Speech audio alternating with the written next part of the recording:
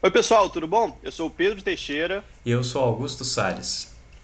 e hoje a gente vai falar com vocês um pouquinho mais sobre as tendências para esse mundo de Inditex. Dentro dos vários temas de startups que a gente tem conversado, a gente falou assim, não, vamos falar um pouquinho dessas startups aí que estão mais ligadas à indústria e confesso que a gente teve um pouquinho de dificuldade para fazer essa separação. Porque dentro de uma indústria a gente tem a parte de produção, tem a parte de logística, a parte do sistema administrativo, RH, enfim, tem várias áreas diferentes e quase todas as nossas startups elas encaixavam de alguma forma dentro desse conceito. Então, para fazer um corte, uma separação, e eu acho que isso pode ajudar na condução do vídeo, a gente vai falar um pouquinho mais específico dessas startups que estão ligadas à etapa de produção. Tá? Então, existem várias startups que fazem parte desse mundo de Inditex, que estão ligadas à logística, energia, parte ambiental, só que a gente vai fazer vídeos separados para isso. Tá bom? Acho que não tem como começar a falar de Inditex sem primeiro falar sobre a tal da indústria 4.0, né? Acho que ela engloba uma série de áreas diferentes que a gente imagina e que a gente conhece dentro desse meio de startups, e acho que é bom explicar um pouquinho sobre o que é isso. O termo indústria 4.0 ele vem de quarta revolução industrial, né? Então, os estudiosos acreditam que a gente teve ao longo da história aí, né, já tivemos três revoluções industriais, a gente está vivendo uma quarta revolução. O que é cada uma dessas revoluções, só para a gente entender o que é esse momento que a gente está vivendo agora? Bem, a primeira revolução industrial foi justamente o momento de introdução das primeiras máquinas, né? Naquele momento a gente estava falando de alguma coisa tipo máquinas motores a vapor, mas já eram máquinas, já era um processo que saíam do manual, né, da manufatura e iam para o processo que era auxiliado por máquinas que tinha já esse tipo de ajuda na produção. Isso aumentou a produção enormemente e foi considerada a primeira revolução. Na segunda revolução, além de melhorar os processos e tudo mais, foi um momento que começou a se trabalhar um pouco melhor a parte de produção em massa. Né? O Ford talvez seja o grande nome dessa Grande revolução, esse marco, né? processo de o grande marco, né? O grande protagonista desse tipo de revolução, que foi a segunda revolução industrial. Nessa revolução, as fábricas começaram a ter energia elétrica, né? Então a gente saiu ali de vapor, começou a ter um processo de outros tipos de maquinário dentro da indústria. A terceira revolução industrial ela veio junto com o computador. Então as máquinas dentro das indústrias elas começaram a também ter um começo de inteligência de um computador que estava programando aquela máquina, né? Então você conseguia não simplesmente usar uma máquina que precisava de alguém ali ficar operando, mas você já conseguia mandar aquela máquina fazer uma série de movimentos ou etapas de um processo. O que isso, inclusive, tem diferente dessa quarta revolução industrial que a gente está falando? Na internet, na indústria 4.0, né, a gente está falando de fábricas inteligentes. Então, para as fábricas serem inteligentes, além de ser um processo automatizado, né, que isso já era uma premissa das etapas seguintes, as máquinas que fazem parte desse processo, elas têm que aprender, elas têm que conversar umas com as outras, elas têm que ter inteligência de sensores que as permitam captar diferentes parâmetros do ambiente e, com isso, produzir outras coisas e fazer outras etapas. Né? Então, quando a gente está começando a falar de indústria 4.0, nós estamos falando justamente da introdução desse tipo de solução, esse tipo de nova tecnologia dentro da indústria. E para começar um pouquinho o papo, eu queria escutar um pouco do Augusto e o que ele tem visto sobre grandes tendências aí dentro dessa indústria 4.0, das startups, o que elas estão levando para esse meio. Ótimo. Então, assim, com uma revolução, os tipos de mudança esperadas são muitos. Você tem muitos aí que vêm complementar a eficiência necessária, né, para as indústrias hoje em dia, e outras que tentam até revolucionar, mudar completamente a forma que a gente fabrica coisas desde o passado, né? Então, algumas tendências, né, que eu enxergo aí, que talvez a gente possa explorar cada uma delas, você tem aí dentro de análise de dados, né, você pode separar em geração de dados e a análise dos dados que você gera. Então, dentro de geração de dados, você tem startups de visão computacional, né, tentando trazer o mesmo poder de análise da visão humana para dentro de uma máquina, sensores, né, para captar diversos tipos de parâmetros, a gestão de indicadores, aí já indo um pouco para para essa parte da análise de dados, né? Gestão de indicadores e informações que às vezes não estão estruturadas, que aí tem a área do Big Data. Dentro de, acho que você poderia falar também de uma tendência que muda completamente a forma da gente pensar, como a impressão 3D, né, ou manufatura aditiva, e a gente poderia explorar até também um pouco como que tem sido essa relação de indústrias tradicionais, que a gente está falando aí que às vezes existem há mais de 100 anos, com essa nova perspectiva de mudança, né, dentro dessa revolução da indústria 4.0. Legal. Então, gostei aí da lista aí, a gente pode seguir esse parâmetro, né? Então, vou começar falando das startups ou das soluções que a gente tem aí nessa parte de geração de dados, né? Vou até inverter um pouquinho a ordem. Eu acho que faz sentido a gente começar a falar sobre esses sensores, né? O que que é a inserção desses sensores dentro do mundo da indústria, né? Então, imagina uma fábrica, né? Tem máquina para todo lado, tem gente andando para um lado e para o outro. Até então se enxergava aquilo e via falar, legal, são tudo peças e pessoas que são responsáveis para eu pegar esse produto do ponto A, montar esse produto, produzir isso para que ele saia pronto lá no final. A gente pode Só até que falar à só medida. para assim, ser o conceito bem industrial, né, que é o meu lado engenheiro falando alto, é pegar uma matéria-prima e transformar em um produto. Então, tudo que ocorre aí desse caminho. Exato. E mesmo antes da indústria 4.0, as empresas e as indústrias, de uma forma geral, eles já começaram a se preocupar muito com a análise de dados, né? Então, por exemplo, é muito comum que uma indústria tenha lá alguém medindo o tempo que cada operador ou que alguns operadores, num determinado momento, estão gastando para fazer determinada etapa do processo. Por quê? Porque eu pego exatamente aqueles que estão gastando o menor tempo, eu entendo o que eles estão fazendo certo e eu transformo aquilo ali num processo que todo mundo pode seguir. O que é que faz parte dessa revolução? É que até então todos esses processos de medição, né, seja essa medição do tempo de que cada operário ali está gastando naquela função, seja o tempo que essa máquina está gastando, isso tudo muitas vezes tem sido feito através de processos mais manuais. E a inserção desses vários sensores é justamente para fazer com que esse processo ele aconteça de uma forma automatizada. Então, eu consigo medir o tempo todo tudo que acontece dentro de uma indústria. E eu consigo pegar essa informação, transformar isso em dado, transformar isso em inteligência e transformar isso em redução de custo ou novas receitas para a indústria, né? Tem alguma startup que você acompanhou, que trabalha um pouco mais essa parte de sensores, de gerar dados através disso e talvez até pensar em algumas soluções para a indústria fazer com esses dados também? Sim, tem algumas que a gente já trabalhou em programas voltados para a indústria, né, especificamente. A gente tem essas startups que instalam sensores diretamente no processo ou em máquinas específicas dos clientes. Tem a IndieWise, né, que faz a instalação de sensores nas máquinas da produção para gerar dados que possam ser utilizados pela pessoal da engenharia para gerir ali a eficiência de cada máquina, verificar se está precisando de uma manutenção, por exemplo. Brainit também é uma startup que tem uma pegada bem similar.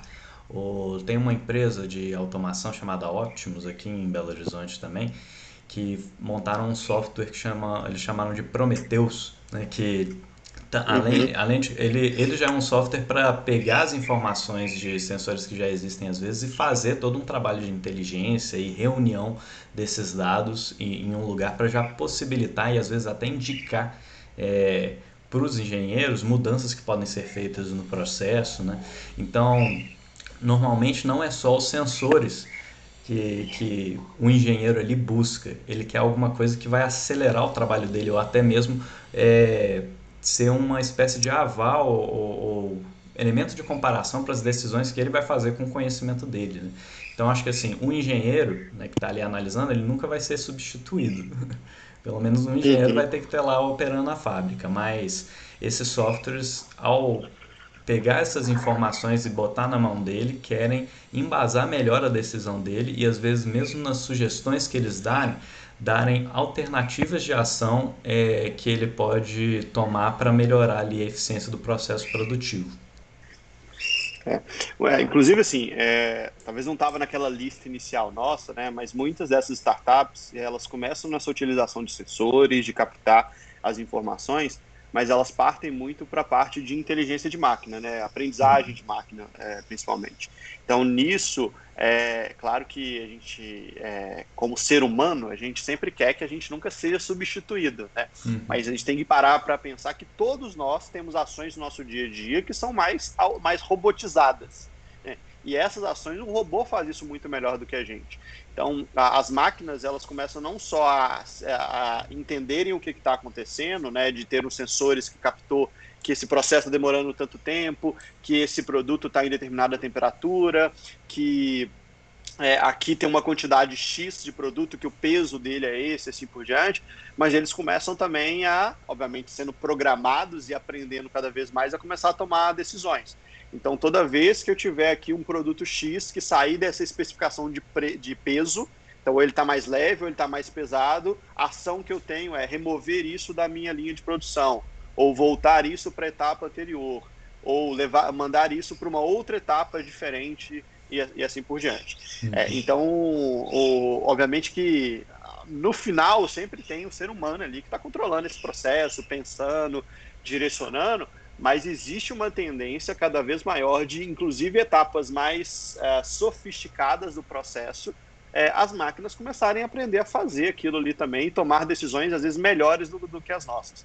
Eu sempre faço um parâmetro, né, para uma área que a gente fala assim, não, isso aqui precisa do ser humano, ele é o melhor tomador de decisão, que é a área médica, né? Então, você não consegue imaginar hoje um robô substituindo um médico. Como é que ele vai fazer tomar decisões? E a gente já tem exemplos inúmeros aí de tecnologias, né? O Watson lá da IBM, por Uhum. exemplo, que ele consegue fazer detecção de câncer melhor do que muitos profissionais da saúde, com base nas No características histórico ali ali que ele de tem, né? sintomas, histórico e assim por diante, né? Bem, quando a gente fala de sensores, né, existe talvez uma característica de sensor um pouquinho diferente que a gente separou aí, que é visão computacional. Não deixa de ser Uhum. um sensor, é um sensor visual, né?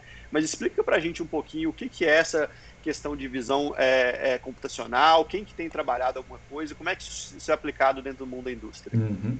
A visão computacional é um tipo de específico de sensor, que nem você falou, que ele vai analisar pela visão mesmo, né, como se fossem os nossos olhos ali, explorando a qualidade normalmente, ou as características de um determinado produto, costuma estar relacionado a isso. É quando a gente está querendo mexer com parâmetros que não são, como é que eu diria, não são não são os parâmetros tradicionais de temperatura, pressão ou coisa assim, não são parâmetros termodinâmicos, né? São parâmetros um pouco mais subjetivos de análise, né? Então, dois exemplos que eu pensei aqui, você tem a Órbita, né, engenharia. Ela é uma startup que sempre mexeu muito com visão computacional, ultimamente até transitou um pouco para a área de logística, a gente talvez volte a falar dela, né, quando falarmos de Logitechs. Mas e tem também a MVisia, né, que foi adquirida recentemente pela VEG, né? Então, são exemplos de startups que têm focado em pegar uma parte do processo produtivo, lembrando aqui de dois casos de aplicação. Você tinha lá uma empresa que trabalhava com produtos com carvão, né, produção de carvão, e nas correias transportadoras ali, a órbita, por exemplo, estava desenvolvendo um sistema para conseguir medir a granulometria, né, o quão pulverizado ali está aquele carvão só olhando para ele, né? Que isso é interessante lá para eles, porque eles precisavam de um carvão menos granulado, assim, menos pó, né? No caso da MVisa tinha um caso muito legal lá da produção de, se não me engano, era de mudas, de plantas, que dependendo de como que saía a planta lá, meio caída, meio pro lado ali, eles conseguiam determinar ali a qualidade daquela muda. Então, existe aí um pouco de aprendizado computacional, né, que foi o que você citou, e de passar uma capacidade que normalmente um humano ficaria responsável por fazer para uma máquina. Você pode reduzir custos assim, melhorar a eficiência, levar produtos mais de preço mais acessível para o consumidor, né, também, né? E liberar tempo para que as pessoas que estariam trabalhando ali possam trabalhar com negócios mais mentais, coisas que só o ser humano pode fazer, né? E Acho que eu contrasto isso um pouco com o exemplo das fábricas de TNT, né, de explosivos de antigamente, que tinha um cara que tinha que ficar olhando a mistura ali sendo produzida. Enquanto ela borbulhava, ele não podia deixar ela borbulhar demais por causa de risco de explosão. Então eles tinham até um banquinho especial, que era um banquinho que só tinha uma perna. Porque se ele pegasse no sono, ele caía, acordava e voltava a ver a ver a coisa. Então, esse tipo de coisa não precisa mais existir. Então, eu acho que é um salto a mais dentro de coisas como visão computacional que marcam um pouco essa mudança, para que a gente possa dedicar, que nem eu disse, a coisas que fazem sentido. Eu acho engraçado porque assim, a gente traz um exemplo, como é que era na produção de TNT anos atrás, né? E um exemplo um pouco mais folclórico, fica parecendo que não, gente, isso tudo bem, já aconteceu em algum determinado momento da história, isso não acontece mais. É impressionante a quantidade de processos industriais que precisam de alguém, de uma pessoa olhando ali para fazer essa questão da qualidade, Com né? E prancheta e muitas caneta vezes é ainda, para né? com prancheta e caneta. Muitas vezes o objetivo ali é saber, olha, eu preciso determinar, separar por cores, ou preciso separar aqueles produtos que claramente são danificados porque teve algum processo da produção. E aí você fica sujeito também a falha humana daquele processo, né? Então, trazer isso para a visão computacional, e hoje já tem tecnologia para isso, isso facilita muito. Agora, é claro que isso vai depender do tipo de produção que você tem, do valor agregado do produto e várias outras coisas. Não é para tudo que é economicamente viável hoje, né, usar esse tipo de processo. Só para dar um exemplo, então, um pouco mais atual, né? Existe uma outra startup nossa, ShelfPix, que ela também atua no setor industrial, mas a origem deles veio do varejo. Uhum. E aí o que eles começaram a ver? Por exemplo, dentro das gôndolas, né, ou seja, as prateleiras de um supermercado, por exemplo, existe toda uma lógica para como que eu vou colocar os produtos. Então, por exemplo, se eu tenho latas de refrigerante uma do lado da outra, eu quero que apareça para o meu cliente não aquela parte lá do informação nutricional, eu quero que apareça a parte da marca, né, o nome lá do refrigerante. Uhum. Coca-Cola, Guaraná, o que quer que seja. Então, nesse processo, existem promotores e pessoas dessas várias marcas que vão, ou que fazem parte do próximo mercado, ou que vão visitando várias lojas diferentes, justamente para conferir se está tudo certo, para ajeitar Uhum. quando é necessário. Medir o tanto que está O que. vendendo, né? O estoque, eles tinham uma pegada dessa Exato. também. Então, você também consegue ver, por exemplo, que lugares que está faltando aquele produto, né? Readequar os produtos ali, assim por diante. O sistema da ShelfPix permitia que você fizesse todo esse processo tirando foto. Então, ao invés de alguém lá anotar no papel quantas latas que estão de um lado, quantas que estão do outro, para isso gerar um dado e depois a Ambev, por exemplo, lá no supermercado e dar um feedback e treinar as pessoas, eles têm fotos e análise toda computacional para fazer esse processo inteiro. Não tem a menor dúvida de que alguém que visitava 10 lojas num dia pode tranquilamente começar a visitar 50. Porque tem que chegar Uhum. lá, tirar uma foto e vai para a próxima, tirar uma foto e vai para a próxima, tirar uma foto e vai para a próxima. Então, isso tem um ganho de produtividade muito grande, que permite, por exemplo, que você aloque esse recurso para outras coisas. Bem, geramos as informações, seja através dos sensores diversos, visão computacional, o que é que seja. O que a gente faz com esse tanto de informação que a gente gera? Como que a gente lida com isso, Augusto? É, o... tem uma fala máxima na administração que não é possível gerir o que não se vê, né? Então, agora que nós estamos vendo, com a ajuda dos sensores, da visão computacional, nós temos que gerir esses dados. E a forma de gerir esses dados, você tem aí ramos também que poderiam ser explorados dentro até da visão computacional, você tem análise de dados mais complexas, aprendizado de máquina, né, de uma forma geral. Você tem um segmento, né, disso aí que eles chamam até do petróleo digital, que eles chamam de Big Data, né? Big Data, o que é? É você poder pegar um grupo de informações não estruturadas, ou seja, que não foram planejadas para serem colocadas numa planilha bonitinha, e você tirar informações delas que podem ser úteis para o seu processo. Então, tem uma startup de referência nesse ramo, que surgiu aqui, né, que é a Requima. A Requima também foi adquirida, agora me fugiu o nome do comprador. Mas Também não estou é, lembrando, não. e, e eles já fizeram análise de dados dentro da indústria, fora da indústria também. Eles foram uma empresa que auxiliou, por exemplo, o governo federal brasileiro a analisar, na época da Copa, né, o Twitter e redes sociais de uma forma geral. Eles pegavam os comentários das pessoas e conseguiam medir mais ou menos a tendência que havia para ter uma manifestação, que na época estava tendo manifestações, né, contra o governo, quando que elas iam ter e a magnitude que elas iam ser, né?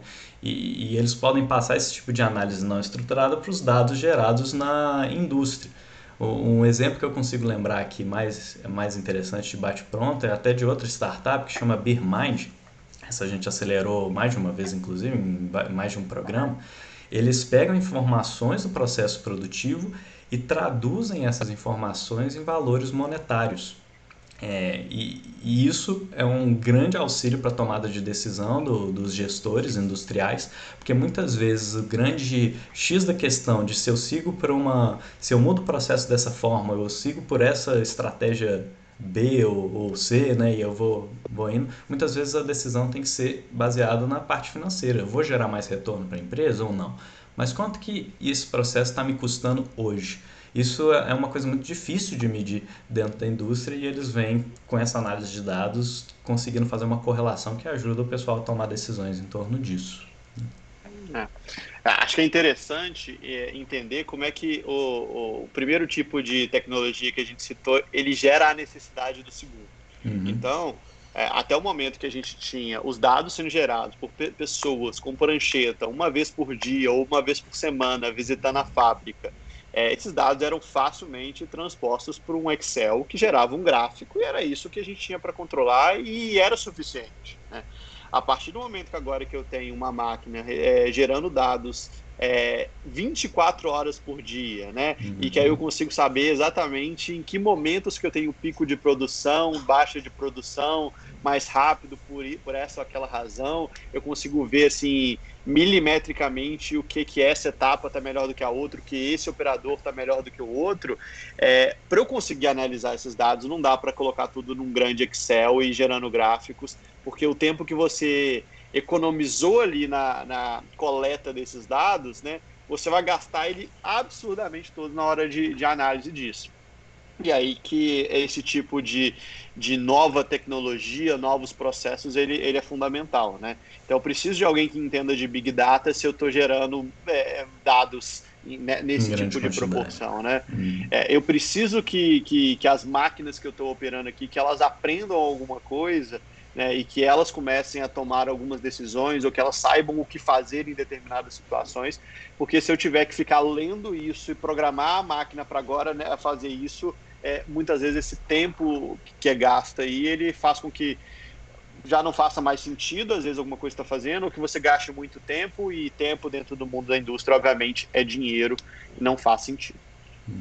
Saindo um pouquinho dessa linha aí de dados e como analisá-los, e mesmo a aprendizagem de máquina que a gente falou um bocado aí também, existe uma outra tendência que é a parte de produção 3D, né? Então, tem algum tempinho que a gente tem ouvido falar sobre isso, sempre parece que vai para frente, depois o tempo de desenvolvimento não é tão grande. Eu queria escutar um pouquinho o que você tem visto dentro dessa parte de impressão 3D e assim por diante. Bom, a impressão 3D eu tenho ouvido muito isso também, já tem vários anos, né? Mais de 5 anos aí que se fala da manufatura aditiva, né? É porque normalmente assim, a manufatura, embora a gente tenha tido diferentes formas de produção, ela tem sido muitas vezes, eu não lembro se era exatamente esse termo que eles usavam, mas destrutiva, porque você pega uma matéria-prima, você tira dessa matéria-prima o que não te interessa, conforma ali ela do jeito que quer e isso sai um produto no final. E inclusive existe análogos de impressão 3D que você poderia falar que por exemplo, você pegar uma peça, vamos falar um exemplo artístico, uma peça de mármore e vai quebrando ela, tirando o mármore em volta para fazer uma estátua. Ok, aquilo ali você, entre aspas, imprimiu uma coisa, um produto ali vindo daquele mármore, só que você ficou com um tanto de rebarbas, né? Um tanto de resíduos. Na manufatura aditiva, a ideia é você usar exatamente o que você precisa e fazer surgir do nada, digamos assim, o produto que você quer. Então, você tem até isso chegando um pouco na casa de algumas pessoas. Às vezes tem gente que gosta, é entusiasta, designer, né? E gosta de ter ali a impressora 3D em casa e pega um projeto 3D e imprime. Inclusive, uma das grandes aplicações de impressora 3D dentro da indústria é em prototipagem. É em você poder gerar rapidamente ali um protótipo daquele design que você estava pensando para ver se ele faz sentido, para depois, quando chegar na produção em massa, ele ser aplicado. Mas você tem esse conceito de manufatura aditiva surgindo em diversos outros mercados. Então, na China, acho que isso está mais avançado, eles estão imprimindo prédios. Por exemplo, eles fazem com uma espécie de impressora 3D gigante que vai imprimindo em concreto, né, o prédio, a casa, etc. Pegando um exemplo mais próximo, né, uma startup que a gente já acelerou que chama 3D Lopes. Eles estavam na época fabricando próteses, próteses para quem tem, por exemplo, braço amputado, né, coisa assim. Eles estavam fazendo essa impressão de forma 3D, porque a impressão 3D permite você criar um mecanismo de engrenagens que a produção normal não permite, porque você consegue fazer, por exemplo, as engrenagens já dentro da estrutura que você está criando. Você não tem que encaixar ela depois, você já imprime ela ali dentro, né? Então tem umas mudanças de paradigma interessantes nesse sentido que têm sido exploradas também. E acho que quando a gente fala de impressão 3D, tem algumas coisas que elas estão evoluindo, né?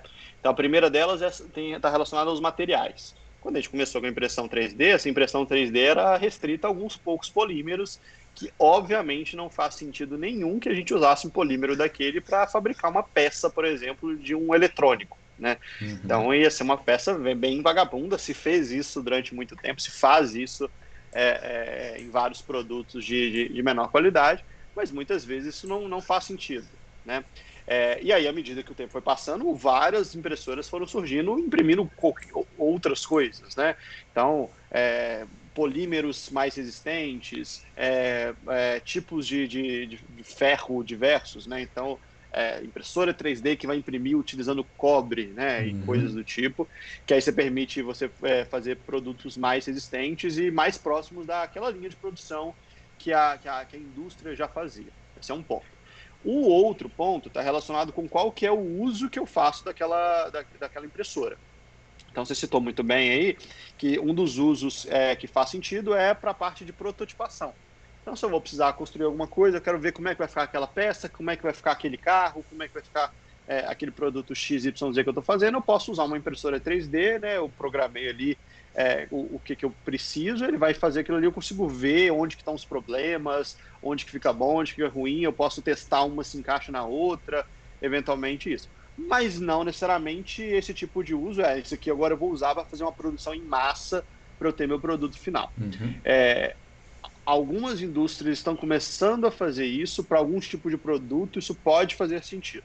Mas o que eu tenho visto hoje como o principal, além de prototipação, é que algumas indústrias têm usado isso para peças de estoque específico. Tá? Uhum. Então, ou alguma ferramenta que eu preciso utilizar, ou alguma peça no estoque que é mais difícil de eu ter e que eu não vou ter aquilo no estoque com um volume tão grande. Então, às vezes, aquele produto específico ele vem do outro lado do mundo, né? Então, se nós estamos no Brasil, ele vem da China, ele demora 3, 6 meses para ele vir, tem um risco dele ficar na alfândega determinado tempo, assim por diante, e às vezes eu não consigo prever com essa distância toda, se eu vou precisar de 10 ou de 200 unidades daquele produto. Então pode ser que no meio do caminho falte, né? Porque teve um aumento de demanda, porque teve alguma coisa no meio do caminho. Muitas vezes as indústrias, às vezes ela fica ali tentando achar no mercado algum outro que tem, alguma coisa assim. Se ela tem a oportunidade de ter uma impressora 3D especificamente para aquilo, pô, legal, então vou fazer nesse formato. Com ferramentas, também é muito comum que as indústrias elas criem ferramentas próprias para o sistema de produção deles. Então, eu tenho uma máquina que está conectada com determinada peça, que eu preciso de uma máquina dessa maneira, e a minha fábrica lá do determinado estado, ela desenvolveu uma peça dessa forma. Só que eu tenho o mesmo problema no estado de cá. Então, o estado X tem um problema, o estado Y tem o mesmo problema. Só que como é que eu vou pegar isso aqui e produzir para o lado de cá? Peraí, se eu tenho tudo por impressão 3D, Uhum. eu consigo ter uma padronização maior inclusive, dessas soluções quando elas são necessárias. Eu acho que sim vai evoluir para um processo de, cada vez mais nos processos de produção, a gente usar essa impressão 3D. Mas isso caminha com a evolução da qualidade da impressão, com a rapidez da impressão, com o custo da impressão principalmente, né? Uhum. Às vezes, por mais que esse processo agora ele é 100% automatizado, tá bom, mas ele está demorando mais tempo e no fim das contas isso quer dizer tempo da minha fábrica, energia, alguém que está monitorando o processo, isso para mim quer dizer mais custo. Então, por mais que ele esteja fazendo 100% automatizado, eu prefiro colocar alguém para fazer aquilo ali no formato um pouco mais manual, me sai mais barato. E acho que isso talvez seja um gancho interessante para o último ponto da nossa conversa, que é um pouco como é que tem sido essa interação aí das startups com a indústria, né? Uhum. Você já participou de vários projetos aí que a Tropos fez, né? Rodando, aproximando startups de indústria. O que a gente tem visto? Como é que é essa relação, assim? Ela é 100% harmônica, dá tudo certo? É um pouquinho diferente disso? Como é que acontece? Naturalmente não é 100% harmônica, porque como startups estão sempre querendo introduzir uma nova, às vezes uma nova variável, uma nova forma de trabalho, né, em indústrias que nem eu disse, muitas vezes são centenárias, existe um choque de cultura mesmo, e um choque de processos, né, e valores ali dentro dessa indústria, que é natural que fazer a transição não seja algo tão trivial, né? Então, vamos dar um exemplo concreto disso. Muitas indústrias têm um processo de contratação de fornecedores que é bem burocrático, às vezes envolve até uma análise do fornecedor. Eu recordo de ter visto um caso, por exemplo, em que uma indústria estava tentando contratar uma startup e precisava, para cadastrar ali como fornecedora, do histórico financeiro da empresa dos 2 últimos anos de operação. A startup tinha 1 ano de existência.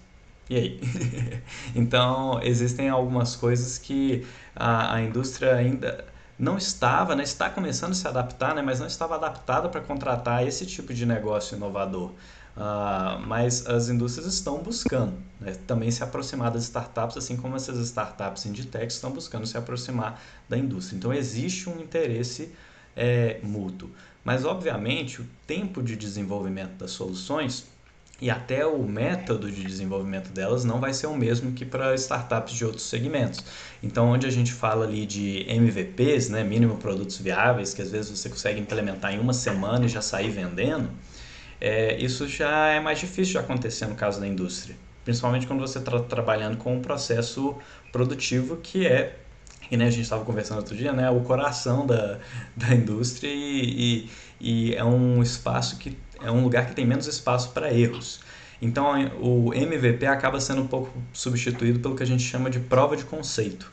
Então é eu pegar o produto que está sendo ofertado ali pela startup e adaptá-lo um pouco ao processo que já existe da empresa para conseguir fazer essa transição gradual para esse novo processo e conseguir buscar essa harmonia, né?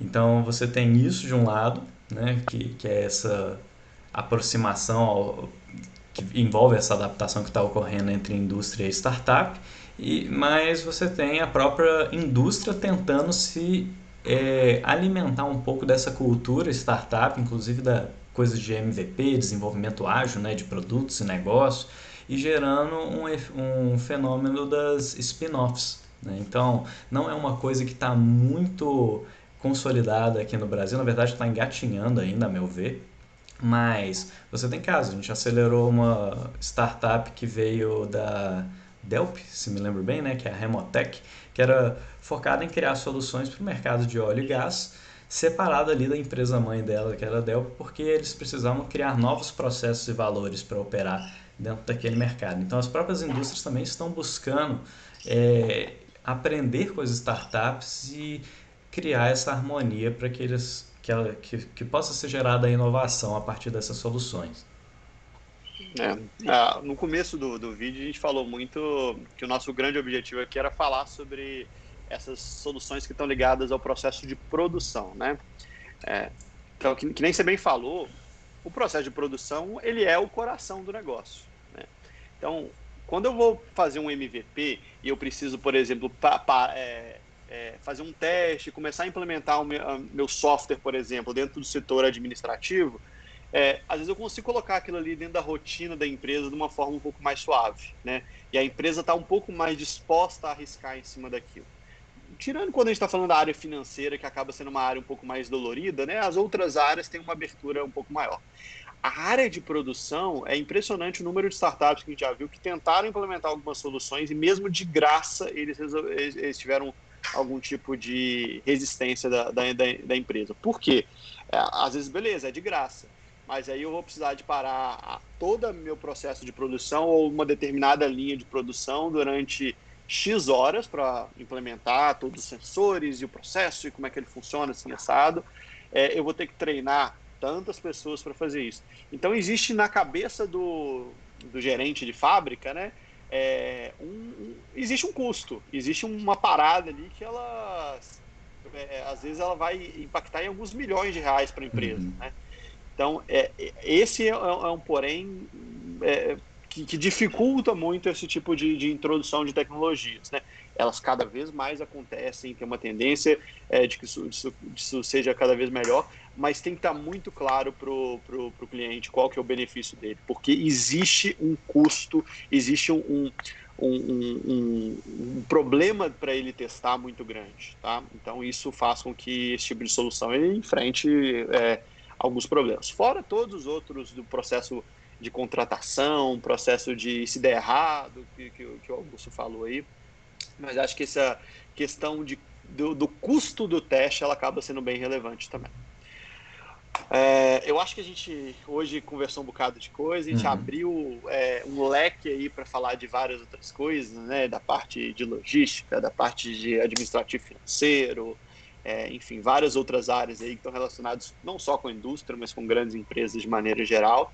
E a gente se encontra em outro momento para falar sobre isso. Então, o que a gente tinha para falar hoje era isso. Muito obrigado aí para o Augusto, né, pela presença. E aí a gente se vê na próxima. Tchau, tchau, pessoal. Até a próxima, pessoal.